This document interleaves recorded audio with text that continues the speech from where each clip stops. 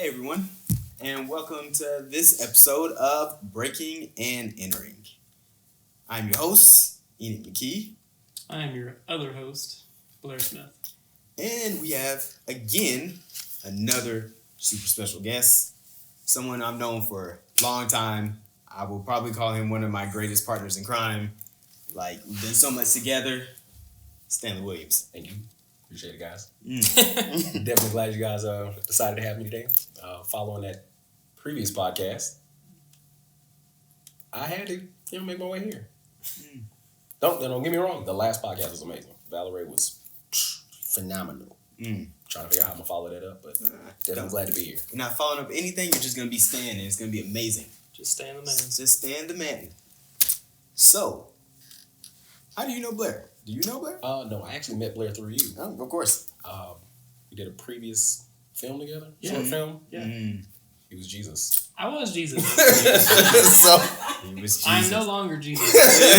don't get me wrong, it was a great Jesus. But yeah, that's how I met Blair. Okay. How did we meet?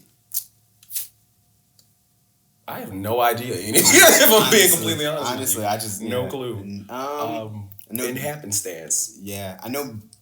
Having Danella, she was a mutual friend, so I always knew of your name. I think over the years I've seen you doing some like really dope stuff. Like, yeah, if you don't follow this guy on social media, like you should. Like, he makes the funniest videos of all time. And it's just like I was like, oh man, I need to reach out to Stan. We need to do something. We need to collaborate. And ever since then, it's been like, Yeah, we can get Make it together headway. for 2 hours, and so many ideas will come out in those 2 hours. Like, Yeah. it's super productive. It's really good. You know, I always say I have a great group of friends around me, so it's fantastic. Thanks. So Appreciate you guys. we appreciate you being here, because this is a very important topic. Ooh. Because the previous podcast, it was Men Be Trippin. So this podcast, another field of study, is going to be Women Be Trippin. So I feel like we have three experts in that arena right now for this, and I don't know. Let's start with the guests. What's your opinion on just women in general right now? Okay, so let me preface everything I'm about to say with this. Love is for people who love themselves firstly. Other than that, you're just playing. You're having fun. But on to the topic at hand, women be tripping.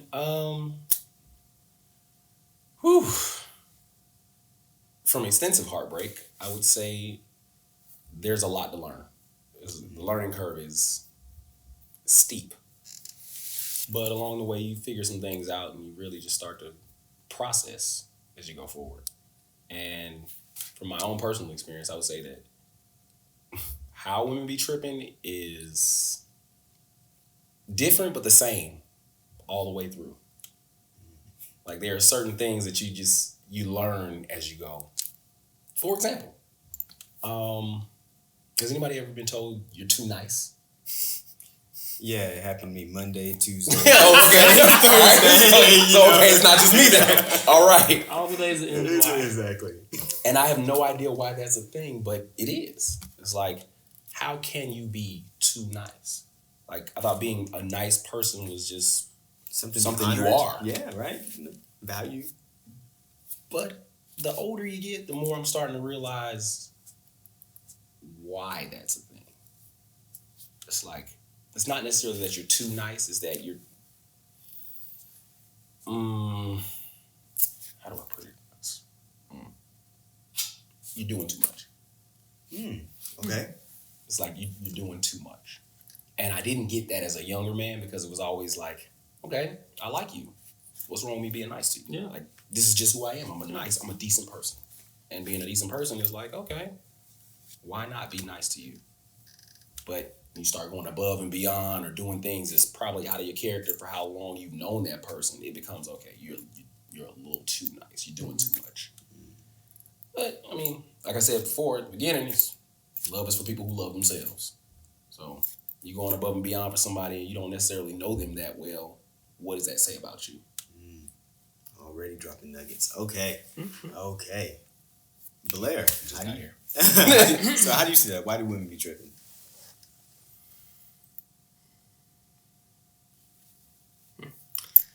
I love his sound effects. Fantastic.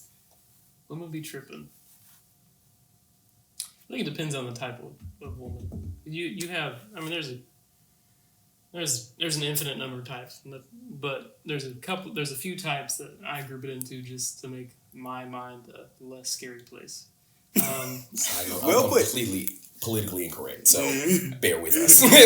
Well put, though. This show is not to be politically correct. That's not why we're here. We're trying to uncover everything. We're trying to give you nuggets. We're trying to challenge where you are. Mm-hmm. Okay, this is not politically correct. We're gonna unpack some things, guys. Yeah. So okay, you have like the girls that are just doing their thing, right? They're playing, whatnot. Whether that ends up being like the party girl or whatever, that's one side of things. And then you have you have genuine girls that are actually like looking for the right serious. one. Right. And I think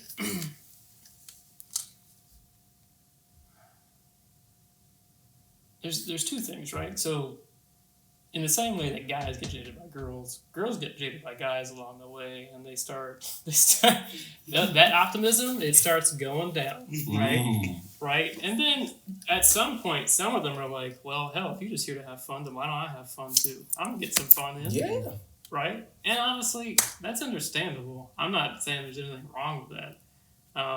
But there is something that you're not fulfilling when you're doing that.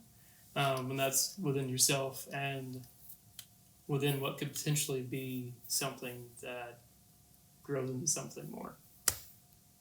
And I'm gonna No, apparently we're gonna get deep today. Yeah, so that was good. That was because good. that actually makes me think about something else. Something I heard. I was listening to you guys' last podcast, and something that came to mind was that guys don't really seem authentic when they approach girls. Like they're not being their most honest selves. Mm-hmm. But how often has being your honest self worked out for you when you were introducing yourself to someone? Too nice, right? Too nice. Don't get me wrong. I'm not saying lie. By all means, don't lie. But I feel like women come into, and I guess this actually does follow the Women Be Trippin trend. It's like when women come into an approach, they come in with a mindset. Firstly, one, I need to protect myself, which is honestly, I understand that. Yeah, it's some crazy out here. Yeah. But at the same time, it makes it hard for you to be your authentic self because now you have to be charismatic. You have to be cool. You have to be all of these things on the list of, okay, maybe I'll give him some time. You got to be Future and Barack Obama. I don't know how you do it. That's Lord Harvey. No. I don't know how you do it. It's like, how do you be your honest self when you have to be a pretended version of yourself? Yeah. You have to be the attractive self. Yeah. Now I have something to say about this, but I'm gonna save it for a little bit later. I think it needs to come in later. Okay. So. Okay. So, I guess like how I see it, Women Be Trippin, is that again, it's not all women, but I'm not. It's a lot of women I deal with, definitely, or at least it's all the women I deal with.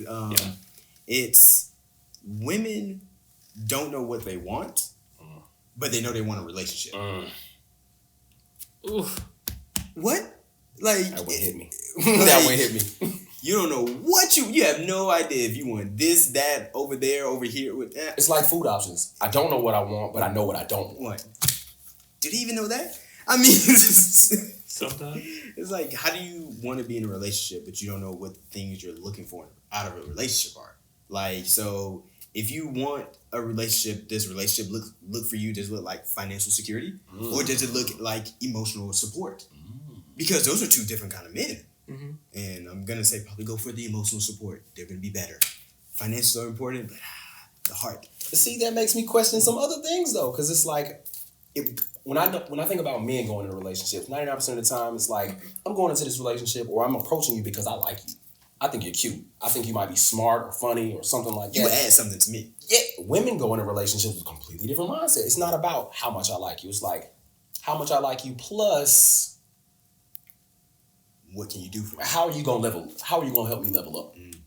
Like, I've never seen a man. The only men who are interested in trying to find a woman who's going to help them level up, and I don't mean like interpersonally, because interpersonal leveling up is a personal thing, but like, how much money are you making? What kind of degrees do you have? The only type of men I've ever met who are interested in knowing all of that, not knowing it, but like that being so serious to them, are men who don't have anything going for themselves. It's like, I need you to have this many degrees. I need you to make this much money because you're going to be my sugar mama. Oh, yeah. Like, don't get me wrong, those are very nice things to have, but if I got it already, if I'm making good money, if I'm secure in my masculinity, if I'm stable already, I need you to be, equally yoked to a certain extent, but I don't need you to support me. Not financially anyway. Emotionally, maybe. Maybe. Chime in, guys. Emotional support, no doubt. We need that both on the men's side and the women's side. It is a two-way street. Yeah. I feel like that's something that sometimes, going back to We Be Trippin', we don't look for the emotional support. We think we can be a rock, so. But still, going back to the original point, how can you want to be in a relationship and not know what you want? Like, that goes back to loving yourself, the introspection. Like, before you can ever want to be in a relationship, you have to know, like, really who you are, what you're willing to put up with. Because everybody comes with baggage. Like, from the get-go, you're born into this world with some baggage.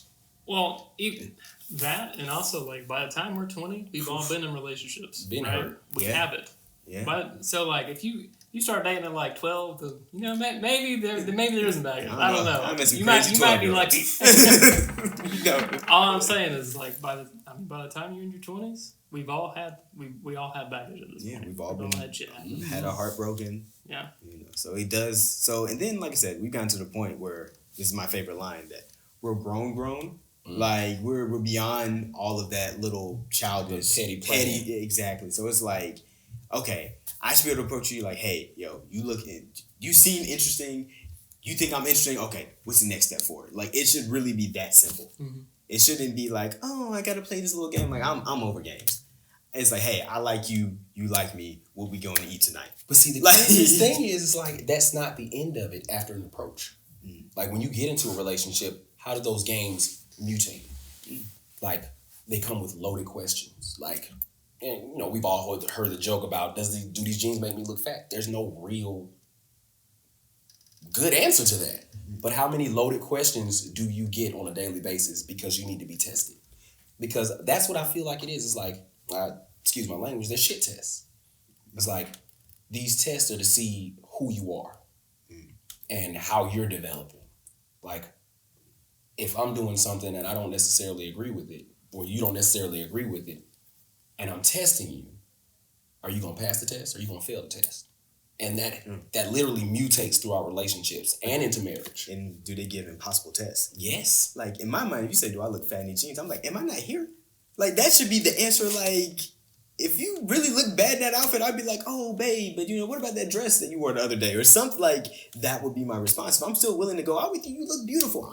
I'm your man. I'm here. I'm not going. Right. That's the thing. Is it goes beyond the dress. It's, exactly. I'm with you. I'm with you. I don't care what you look like. I mean, I care, to a degree, right? But I don't care what you look like. I am here for you emotionally. I'm loving you. Yeah. Right? Because honestly, what that ends up becoming though is all these little shit tests, as you call them. It becomes unattractive. It becomes insecure. It becomes insecure. It becomes, why do you have to, like, I'm here. Like, we've gotten past this point, but you're trying to go back to, like, we're still in the courting stage. Like, I've got you, you got me. Like, we're past that. But I don't know. All I'm saying is we all have moments of insecurity. We do. I have my moments. I mean, we do. Where I'm like, do these jeans make me look good? No, Blair, I would have told you that you should change them. I'm leaving.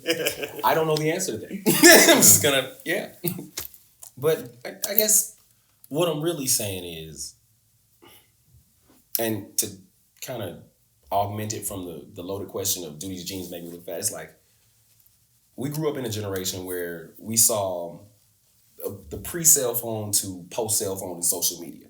So we're seeing the transition from how the world is changing from a secure standpoint, like an emotional security standpoint. You got all these people who were, they were developing themselves emotionally, and then social media happened. Yep. And now it's like it's an open playing field for insecurity. And we see it like the science is proving that social media makes people more insecure. How is that affecting our relationships? How is that affecting your own emotional stability as a man or as a woman? And men aren't being taught, well, I'm rambling. But no, keep going. But like men aren't being taught how to deal with being tested. Like in relationships, prior to relationships, after relationships. I will say that society, social media, that whole aspect, I think it does have a harder effect on women than it does men. I agree. I feel like when if we're discussing women be tripping, I think a lot of the tripping comes from the societal pressures that they're always under. Like, just if I look at hair, like the fact that like my sister is younger, 16. Every single morning she's spending 15 minutes on her edges. Like edges weren't a thing when I was in high school. Like, and I'm like, what is this new added thing that you have to have that now this is looking good? And it's because you have all these women on social media who are now doing that, and now society's saying they're beautiful, and now it's like I gotta do on that perfect photo. I'm just like these unrealistic expectations and exactly. standards. And I'm not gonna lie, as soon as I got hair, like I literally shut the fuck up when it came down to women and every single thing, because I understand the struggle. I walk out the house sometimes. This fro is looking bad. I feel you. And I'd be like and I apologize every single time I judge any woman for her hair looking bad, because I understand it is hard. Whereas men can just cut it all off and they're instantly still considered great. Right. Whereas a big chop for a woman is a huge ordeal. Oh yeah, it's a huge ordeal. It's like you really have to be a level of comforting yourself to do that because of society. I know. I had hair once. It's like. As a man. And I had long hair once. He did have long hair. It's like that transition, regardless, is difficult. It's like, okay, I'm about to change my appearance on a grand scale. Mm-hmm. And not to mansplain, but for women, the marketing system is literally targeted towards women on all fronts. Makeup, hair, clothes, all of it. Because if they look good, they're going to want somebody else who compliments them and looks good. So by driving it up for them, it automatically drives it up for us. It's like going to the club, which I don't recommend. But it's like, now if you're trying to find a spouse, guess who's paying to get in? Men. It's a natural overflow. Because you know that in the club, if the women there, the men will be there.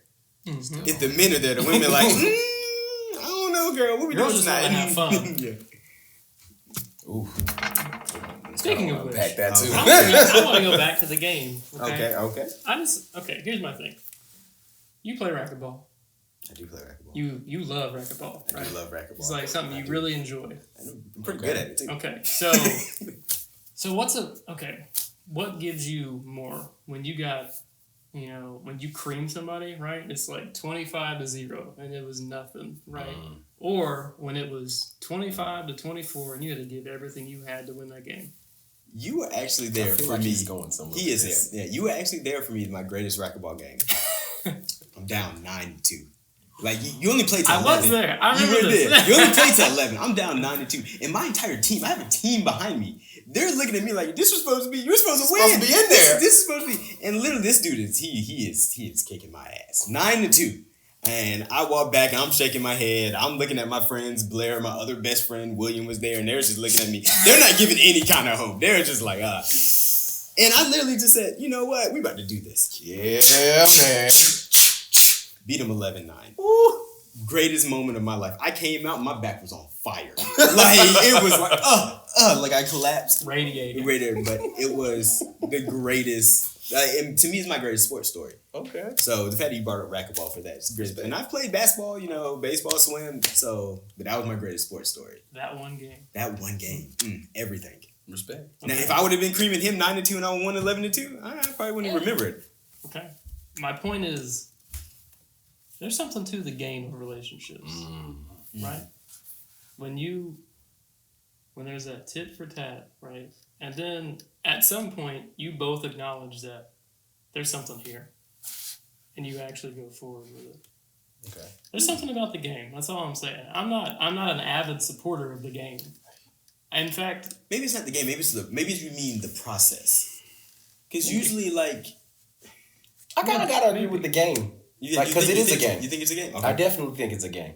And the reason I say that is because, like you said, there's a witty repartee to it. There's a back and forth. There's a balance to it. And I think the problem is most people go into the idea of relationships thinking that the game is supposed to stop when you get into a relationship. You're supposed to be like, oh, we're good. We don't have to keep doing this. But look at your own platonic relationships. Your relationships with your parents. There's always a dynamic to it. There's always a back and forth, a give and take, a polarity of sorts. Okay, I wouldn't call it a game then. I think it's a battle. All's fair in love and war. I think, and the whole thing. We just took this to a different level. We did. It's a battle because I mean, literally, you have to fight to love that person every single day. Oh yeah, I know.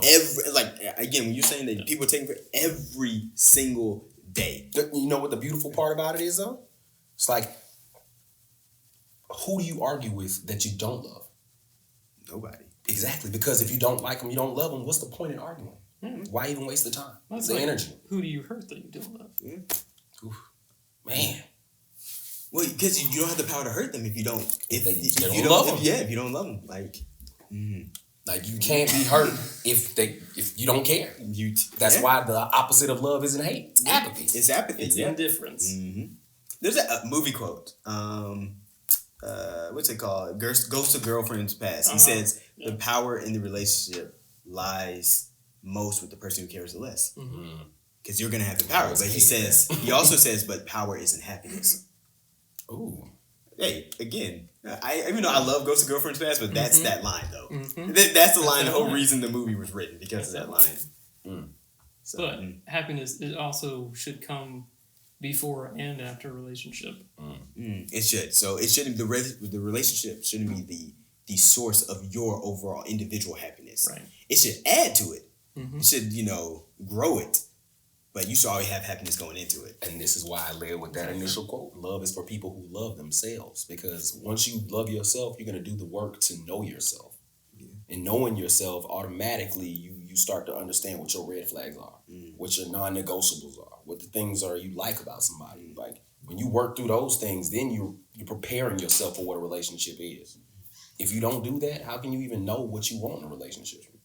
And honestly, you also start to understand what's not a big deal anymore. The little idiosyncrasies. The things you're willing to tolerate. Right. Well, and that you can even grow to love. See? And honestly, loving yourself is the hardest thing. Because at the end of the day, when it comes into yourself, you know all the times you've been terrible. Like the terrible thought, the terrible action, the bad intentions. You know all of that. Whereas, even though you can know your spouse or something very deeply, you won't ever know them as well as you know yourself. So it's like, you know all the bad stuff about you. So to really choose to love yourself despite the fact that, dang, I was really a terrible 18-year-old. I really hurt that woman intentionally. Like, I broke her heart. Been there. We all not proud of it, but but you know that. So when you get to that place, you loved yourself. It's like, okay, honestly, at that point, I can love anyone else, like in this world. Yeah. Because that's a powerful place. That's a powerful place to be. Because like this person again, and it's a happy place to be. It's a very happy place to be because you are awesome. Like that's another thing that people don't realize how we do harp again on all the negativity of the things we have done. But like the fact that even just look at this podcast, these are 3 friends. These are 3 people we enjoy each other's presence, and so that means that. On the evening, we're willing to come together to do a podcast and have fun. It's really just us. It's really us having a conversation on camera. Yeah, pretty much. And that's because that's a testament to how amazing we are to each other, which means we're just amazing. If you're not amazing, you probably don't have other people who want to spend time with you. So, dang, that's cold. It's cold, but like I said, it's cold. There's a difference between being alone and being lonely. True. Very true. So, alone is a choice. Lonely isn't. So. You know what? Tapping into that, like piggybacking off that, I think it's important, very important, at some point to be alone. Solitude. Like I know too many people who jump from relationship to relationship, trying to find that. I hate to be a cliche, but fill that void. It's like being alone is gonna put you through the ringer. Especially if you fear like loneliness, because then you got to deal with the dark, deal with the demons inside, man. You got to take a real good look at what you don't like, and find out, okay, I may not like this, but I'm going to grow to like this about myself. You know, the greatest times in my life were when I had an extended period of time by myself. Yeah. That's when I really got to know myself and got to work through my own issues and grow to love who I was. I blame Disney. No, I'm joking. No, seriously, I blame Disney. And I'm going to tell you why I blame Disney. Why? Because I think the narrative that Disney's cast, the wide net narrative Disney's cast about love and relationships is toxic, if I'm being honest. It's kind of poisonous. And not just for women, for men too, because you get this notion in your head that you're supposed to be some kind of Prince Charming. When in reality, it kind of negates the fact that you're a human being. Prince Charming, after the clip ends, that's it for him. Yeah. He don't got to do nothing else. He kisses the Sleeping Beauty and she wakes up, which is a terrible myth, by the way. But it's like terrible. It's like, bruh, consent, please. But like, Prince Charming gets to go home and do whatever he's doing. You gotta live. You have to do above and beyond to like yourself, and more importantly, figure out, okay, do I want to bring somebody else along with me on this journey? Yeah. I mean, I think it goes, and Disney perpetuates this as well, the best as all of them, but it's almost like, especially being a guy, we're like given these rules. From society, like these are rules to get a woman, these are your rules. To be a gentleman, these are rules. These rules, this is how you be chivalrous. And it's like, at the end of the day, like, this is something I got like maybe last year in 2019. Of like, true chivalry isn't opening the door. True chivalry isn't like closing the door. It's true chivalry isn't all those rules. True chivalry is finding what she likes or what that person likes and doing those things. Okay. Because I mean, some people like, okay, if she wants to open her own door, then okay, that's what she likes. But maybe at the end of the night, she had a hard day and she wants her foot massaged or something like that. Coming. or maybe she comes home from a hard day and she wanted a meal cooked. When you come home from a hard day, then she might have you a meal cooked. But it's finding that thing that maybe she likes to cook. Maybe that's not the thing to do. But it's finding that thing that she likes and always doing that. And that's the rule that they don't teach us. All right. No, I mean, we can't always. We don't deal in absolutes. Yeah, we don't deal in absolutes. But finding a consistency to do those things. That's a hard. And look, that word, I think that's a word for the next decade for me. Consistency. Because man. Yeah. It's easy to get something. It's hard to keep it. It's hard to keep it. I would say that literally the number one thing men struggle with first is consistency. The number one thing that women struggle with is accountability. So like, wait, unpack that second part for me, because this is Women Be Trippin. So this is Women Be Trippin. So accountability. And that's a key point in my life. Accountability. So, and again, this is not all, but this is definitely all the women I've been dealing with. Right. It's just we have a sample size. We have a sample size, but it's like nothing that a woman does is wrong. Or at least, again, the women I deal with, it's their fault. There's some bigger picture, some outside tragedy. Something had to happen for this circumstance. It's like, nah, you just were disrespectful. You made a bad decision. You made a bad. Own it. Like, own that moment. I'm sorry. Like I said, you're not gonna be perfect. I don't expect you to be perfect. But what I don't expect is for you to give me all these BS reasons for why you weren't perfect. I know. You know what? You know what I respect more than anything else? And also that has never happened. But a woman that after she makes a mistake, apologizes. It can be an honest mistake and a genuine apology. One that she actually felt. Like Anita Baker is the only woman I've ever known who's given a genuine apology. Exactly. Period. It's like every guy who has a mom has times where his mom still hasn't apologized to him. I was literally just thinking this. I was like, I got into my mother the other day, and she was just like, I did too. I got into the just don't go about a day and do something like it's just okay. I'm like, no, we are adults. Apologize. I got into it about my mom for 2013 when she still wouldn't apologize. I was like, Mom, I'm over it, but you still think you were right. Like, you were clearly wrong. Yes. I was like, you are not, there's no way. You're not even in the stratosphere right. You were Is this getting passed down from generation to generation? Like, is this hereditary? It might be. It's DNA, okay. X chromosome. Exactly. Two of them. The Y changes this. So I guess what's to say is that if your own mama won't apologize, you know, your mama loves you really for better or for worse. For the most part, if you have a good mom, she does. So if she won't apologize, it's like, might as well hang it up. Just hang it up. So it's accountability. It's a hard thing. It's I don't know why. I don't have any theories why women struggle with that more than men do, but I have a working theory. Do you? Okay, they're gonna hate it. They're definitely gonna hate it. Okay, go ahead and lose some fans. I think it's about power. And I love that silence that came right there. And I'll tell you why.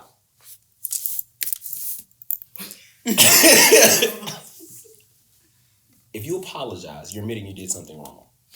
If in a relationship there's a give and take, a back and forth, a power dynamic of sorts, you may lose an inch of power.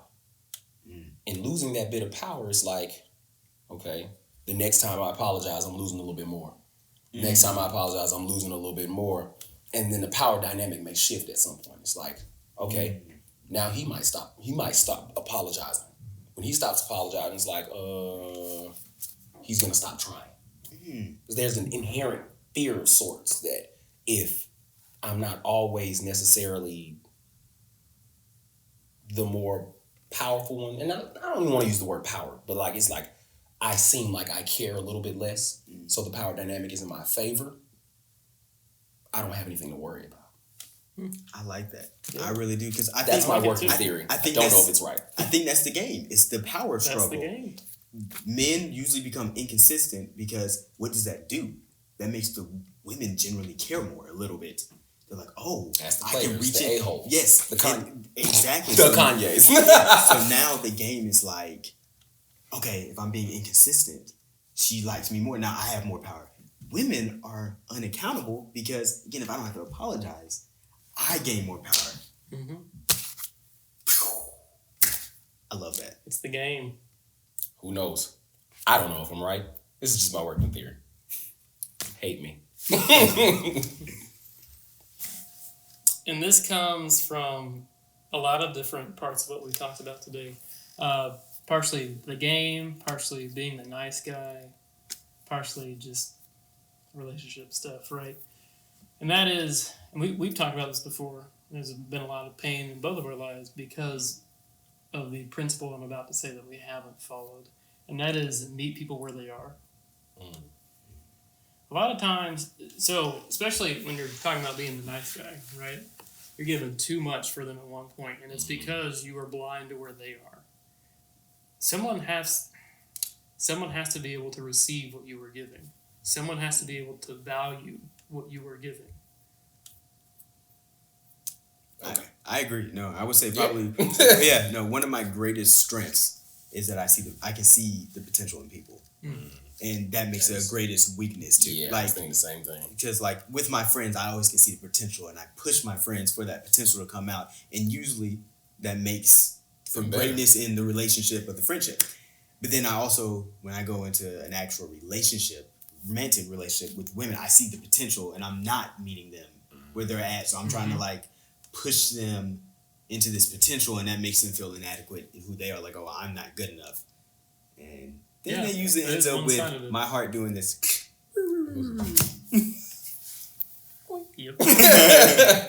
No, I definitely agree with both of you guys said, because meeting people where they are can be both beneficial and detrimental. It's like, and it depends on the complexes you have also, because if you have a superhero complex, you like to save people. If you're meeting people where they are, everyone who's broken around you is going to be like, these are people I need to meet where they are. It's like, let me help you, let me save you, let me give you more. Dude, it can be bad, but it can also be really good, because if you're meeting somebody where they are and they're actually, for lack of a better phrase, equally yoked with where you are, you become, instead of a half a person trying to complete yourself with another half person, you become a whole person doubling your efforts. I like that. That's good imagery. Great. I like it. I try. Okay. I think my point in this is allow yourself to be valued. Felt that love is for people who love themselves. It's a reoccurring theme on this one. So I think for this next segment, going into, again, my favorite film, movie, analogy, example one. Gotcha. I think we should each find a film, book, television show that exemplifies what this podcast was for us. Okay. I definitely have mine. I've had mine. I had mine like yesterday. I think I got mine too. Okay, so you gotta go. You're the guest, man. You gotta go first. Okay. Just don't I'm steal gonna be mine. working on this while you guys talk. Just don't steal mine. Okay. He's gonna steal mine, isn't he? He's about to steal it. Probably. Mine is Sterling Brown from This Is Us. He didn't steal mine. Okay. And I think I'm going to go with him on that one specifically because the relationship dynamic between him and his wife is exactly what I'm aiming for in my own relationships. It's not necessarily about power dynamics or, I don't know, just the way we see relationships in the 21st century. It's about crafting a relationship around two people who are willing to go the extra mile for each other. And not necessarily because the world tells us to, but because you actually care about this person. And you know yourself well enough that you know what you're willing to do. You've learned them, you know what they're willing to do, and you literally craft your own personalized relationship out of it. And I feel like, yeah, give or take a few things. That's exactly what this podcast has been for me today. I appreciate that. That's Oh, thanks, guys. I definitely appreciate it. Did you got your example yet, or? It's really bad, but yeah. Oh no, I want to hear it. Then that's I even can give maybe it's it. even better. Let's do Okay. it. The problem is I don't fully remember this film. It's been a minute, but Baby Gone. Gone, baby, gone. Gone, Baby Gone. Gone, baby, gone. Okay. With Ben Affleck. With Ben Affleck. Oh yes. Okay, I got you. I can fill in the features. You're gonna need to. That's my I'm movie. just saying. I don't even know where to begin with how that was tripping. Like, No, she was beginning tripping. to end. She was manipulative. The problem She was is, power like, struggle. We've talked about this before about how he. I don't know that he started it, but he definitely contributed to it, right? And so that's part of the issue. But I'm just gonna let you take that because that's my idea, but I can't fully form what I want about it. So essentially, the idea was behind the movie is that when she meets this guy, he's everything that she can want and imagine and desire him to be. I think I don't think he's putting on the mask of what he thinks she wants, and then they get married, and then she realizes who he is, and he's not that guy. And so what she does is she's miserable in this situation. And then she finds out that he's cheating on her. Of course. So it's like, And so what she does is she pretty much sets up where she fakes her own death and she sets. Oh, I have seen this. Yes. That film was great. It was. She is a terrible person. Terrible. Like, absolutely terrible person. But she literally and then has And a then friend. the guy who tries to help her, doesn't he get killed in the end? Yes, She kills him. She Yeah. kills him. She kills him, so she To manipulates get back with Ben Affleck. because he becomes the guy that she Yeah. originally married. I don't know if. Woo. No, he didn't become the original. He became his true self at that point. But That's the okay, thing. so 'Cause his he was wearing the mask at the beginning. The mask came off, and okay. they both got to be themselves. Makes sense. I just remember at the end of the movie when he's like rubbing her hair. That is the most scared rub I have ever seen before in my life. That was a great film. It was a great film. I love it. God, It's that's a great fantastic. film. So, it's a great example. What's funny is they were tripping at the beginning. I think in the end they finally stopped tripping. It's dysfunctional love. I mean, really, it's one of my. It's, No doubt. Yeah. I'm not saying that was a functional relationship. If you have that relationship, get out of it. But Yeah, relationship. Hey, That was funny. if it works. No. everybody needs somebody, right? I mean, you can be crazy. Just be crazy together. Yeah. Oh man, Alrighty, that's a it's good on one. you, man. That was a good one, man. This is my first one. This is my movie. I love it. Hitch. Oh, Come on, Will. yes. Just literally when he's talking to Eva Mendes And it's evil. at the speed dating, and he just says, he's like, because a guy can't just go up to a girl and just be like, I like you. I like you. Like, with so much, I'm like, kids, they can't. He has So to simple. have a game plan. He has to, like, that's really all the games that hits. That's what guys have to play. Like, why can't And it's love be like- simple? And it was like, literally, when she finds out that he's setting up these guys with these girls, her immediate reaction was that, oh, these guys are suck. They're playing. She's like, no, I'm getting you out of your way to see that this guy is amazing for you. Perfect for Like, you. yes. Kevin James' character with the Lego Crow, like, he was the one, she was dating Literally. all these billionaire handsome men, or quote unquote handsome men, and the dude who loves you was sitting at your table. The dude who would love you unconditionally, loves all your little idiosyncrasies, biases all in the way, and will sweep those away. And when she learns about it, she's like, "Oh no, I gotta blow up your whole business." So now all of the nice guys definitely gotta lose, or the kind being a whole nother 30 minutes segment. Yeah. So that's my movie. It's my movie. It's so poetic. I love that movie. I want to tap into that, but so I don't go want for it. Go for it. Long. Go for it, man. No, like, we got all the time in the world, man. How often does that happen though? It's like we have a type. People have a type. And we allow that type to dictate to us who's right for us, who's wrong for us, and we never actually give people a chance and figure out who may actually be right. Because I think we got a couple of amens. Our crowd likes it. I think that might be the first yay for me today. But I think what ends up happening though is that we're in our own way. Frequently. That's really what it is. It's like we're in our own way to love. Like if we literally just get out our own way and just allow someone to at least show us, try, and we might find out. I didn't see you that way at first, but you might have been the one for me the entire time.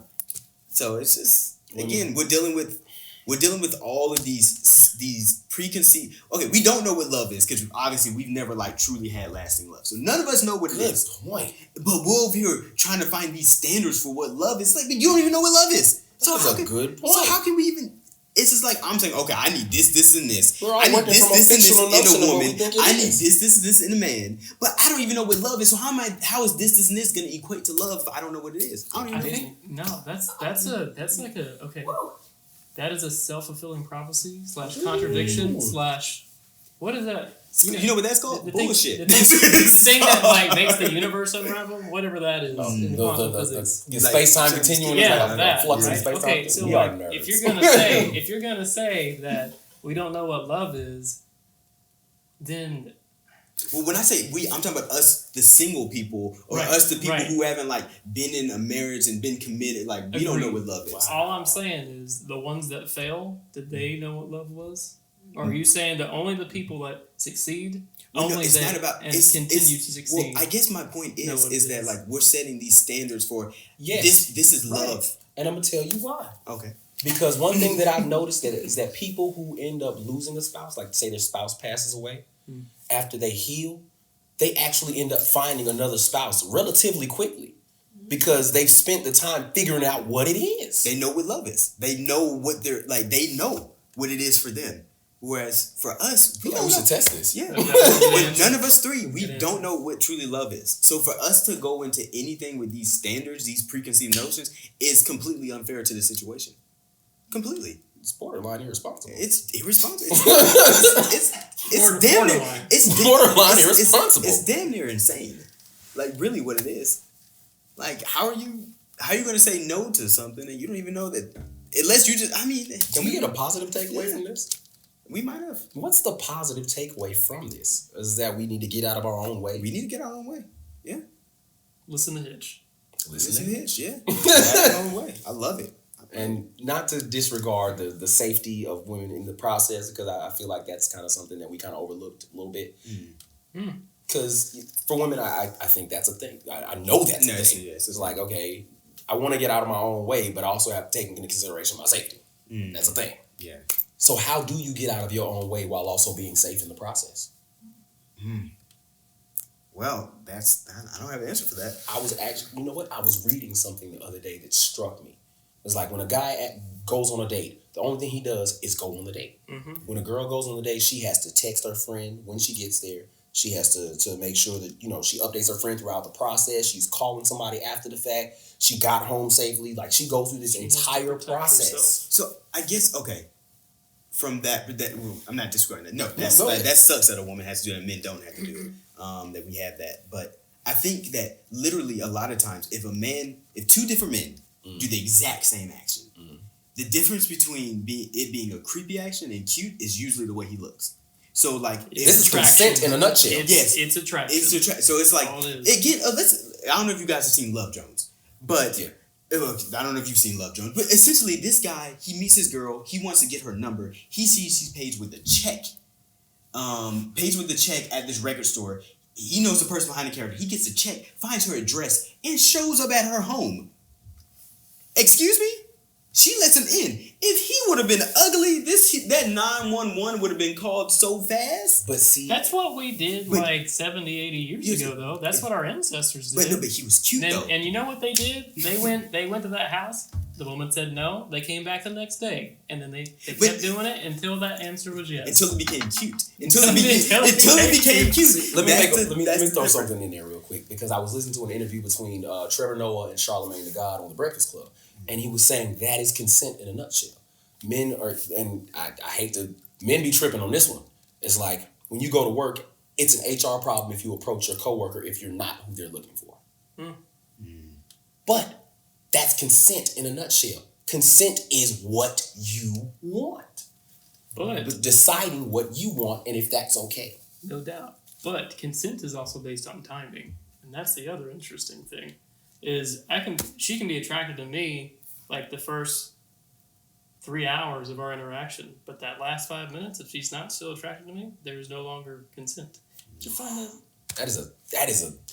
That's not a line, that's a thread.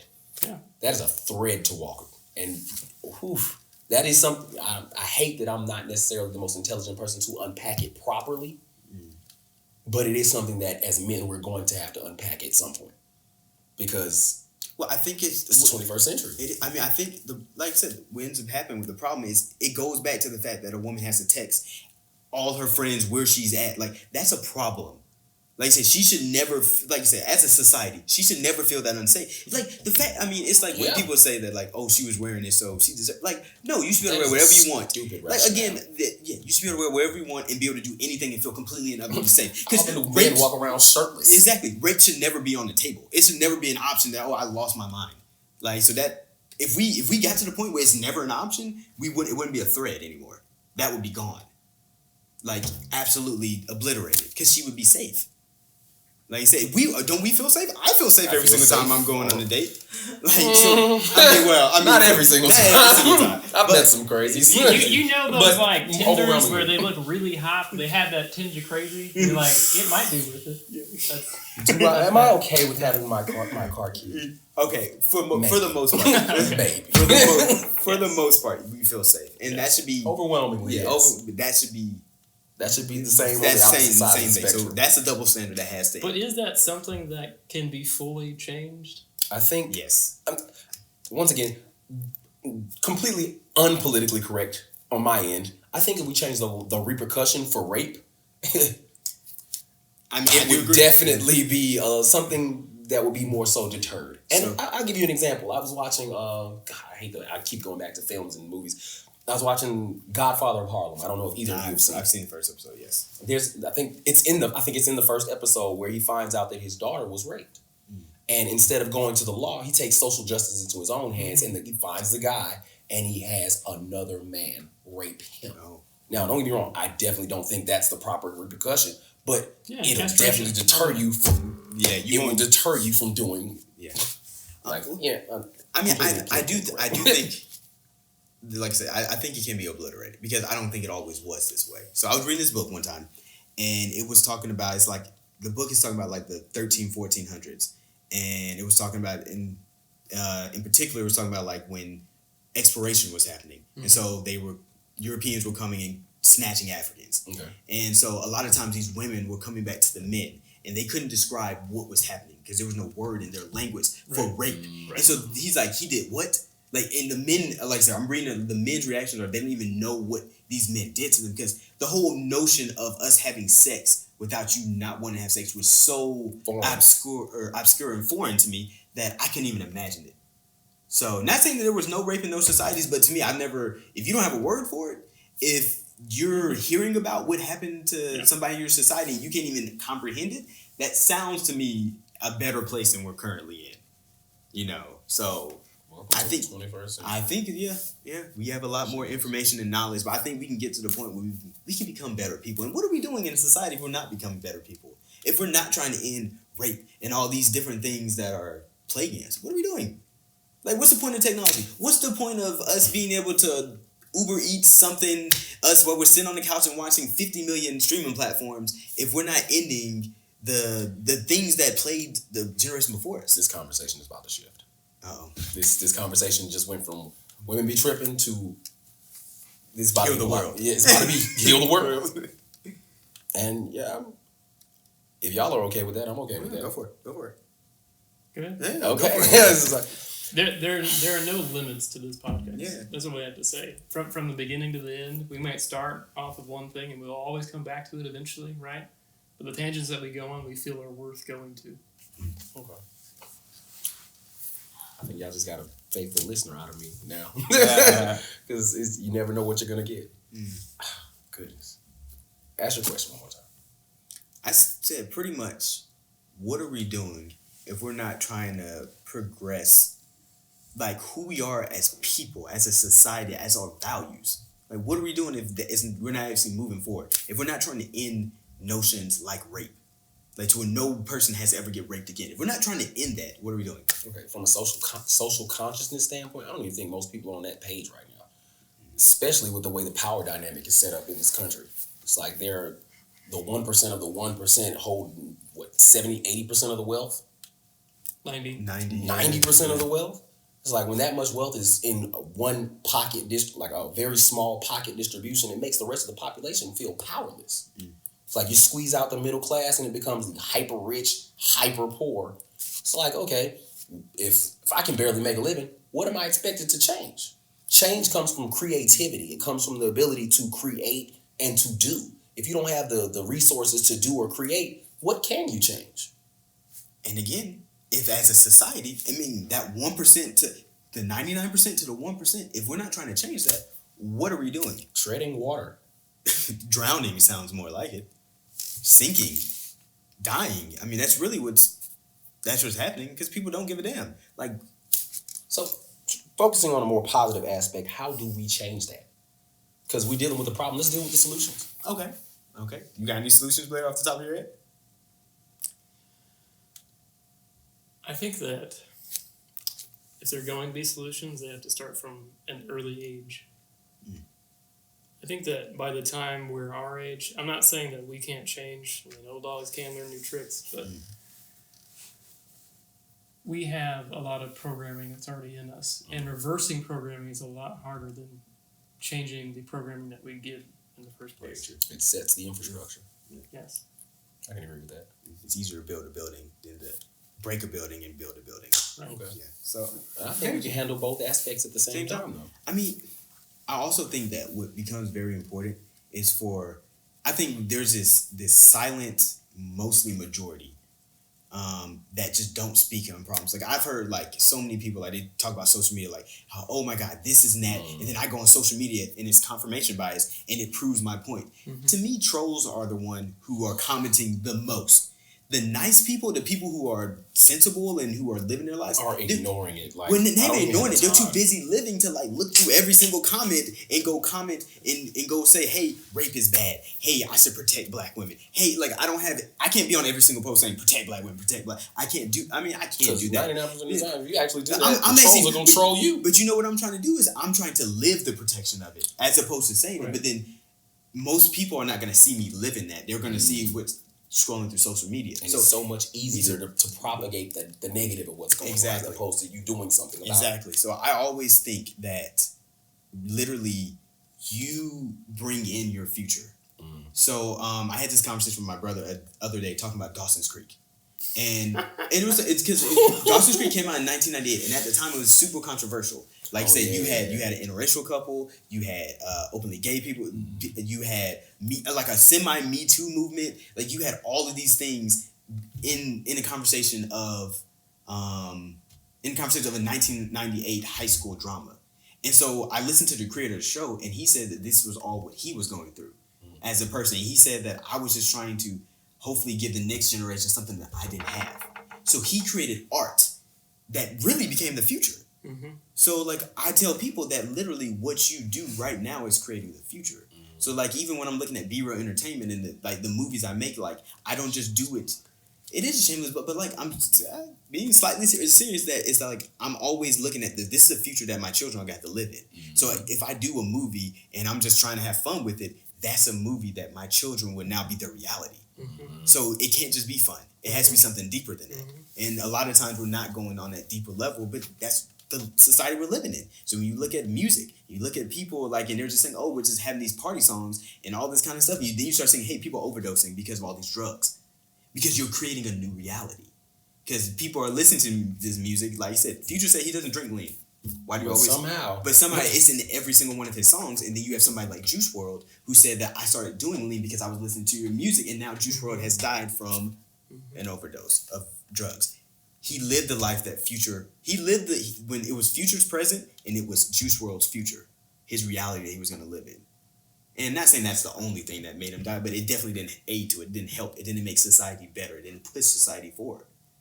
So it's like, for all of us, in order for a solution, you really just have to live with a purpose of trying to push it forward in every single thing that you do. You have to be living that solution. And I think if I'm gonna try and wrap it up, because I know y'all. Okay. We're not trying to go another hour, but I'm gonna try and tie together both of your points about the education aspect as opposed and living into living your future now. And I think it requires us to reinvest our efforts into the gap that's not taking place right now, which in my personal opinion is the middle class. Like reinvesting our efforts into the middle class, like education, for example. Most people don't take into consideration how a parent being present for a parent-teacher like PCA meeting makes a difference. Huge difference. Or being present at the school makes a difference. Like those small things can change the trajectory of a child immensely. Yeah. And in regards to living your future now, when you put your art out there, you reinvest the funds from that art not only back into your business, but back into your community. Yeah. When you do things like that, you literally open up an avenue for small businesses to grow. Because instead of putting that money into like a fancy car like or something, a Wells Fargo, like a common bank, you put it into a smaller bank and you grow that bank's businesses, or you put it into a local food chain store as opposed to like a Whole Foods, because that money goes back into the mother's pockets who owns that small business, and now she can afford to do something for her child's education as opposed to putting it into a $1 billion industry that already has billions of dollars. Like, so we literally tie those things together. We community. Yeah. So, you did tie that in quite nicely. That was good. It was good. It was good. So I think our final segment. Oh, I want to say something. Oh, did you want to say? Okay. Yep. And it goes off of what you were saying. You already tied this up, so I'm gonna untie a little bit and then put a bow on it. Right, and then a cherry or whatever. Creators have the ultimate power in the world, in our society, everything. I'm looking at art that's on the walls right now that is influencing me currently in ways that I may not even currently understand.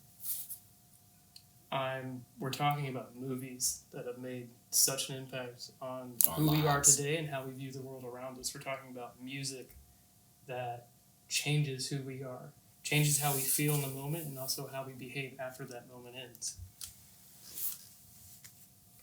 Everything that we do should have a component of fun to it, in my opinion. I think everything that life is fun. Life is fun. And that's something you can debate it, but it's not debatable to me, because if you were in the state to receive it, then it's already there. Life is fun, and everything that you're creating, it should have fun infused into it. But if it doesn't have that deeper component that's striving to impact people and change the world for the better in your vision, then you are doing yourself and your art a disservice, and our society. Well said, sir. Cherry. Oh, cherry. Oh, cherry. Well, that did take a turn. We went from Women Be Trippin to how to change the world. I like it though. I like the turn it takes. I did like it. So I guess this brings us to our final segment, in which now Stanley gets to say what he learned about each of us. Woo. I did not prepare for that part. Let me see.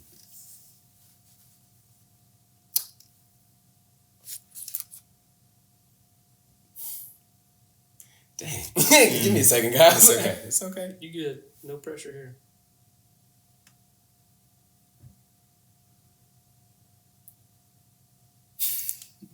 This is crazy. It's crazy. You know what? I got it. Okay.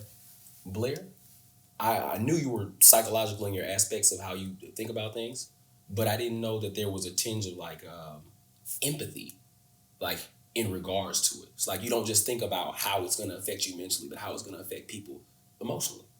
Like that one kind of, it struck me because it was like, okay, this guy isn't just thinking about how it's going to affect you when you watch this. Just like, okay, I'm going to go about my day, listening to work, driving, and it's going to, I'm going to think about it. No, how is it going to affect my livelihood? How is it going to affect me on a day-to-day basis from that point forward? That one, I found that insightful. No, he's amazing. Like I will say, he's one of the smartest people I've ever met. But his emotional intelligence is even higher than his intellectual intelligence. So like, that honestly is what bonded me. I don't know too many people who have more empathy than Blair does. And Enoch, I knew this about you already, but I think I developed a deeper appreciation for it in this moment of how you're willing to put the work in to change the world. Because a lot of people want to change the world, but they're not in love with the work that comes with it. And I think in order to actually make a difference in the world, you have to be willing to put the groundwork in. And I see that more clearly now than I ever have.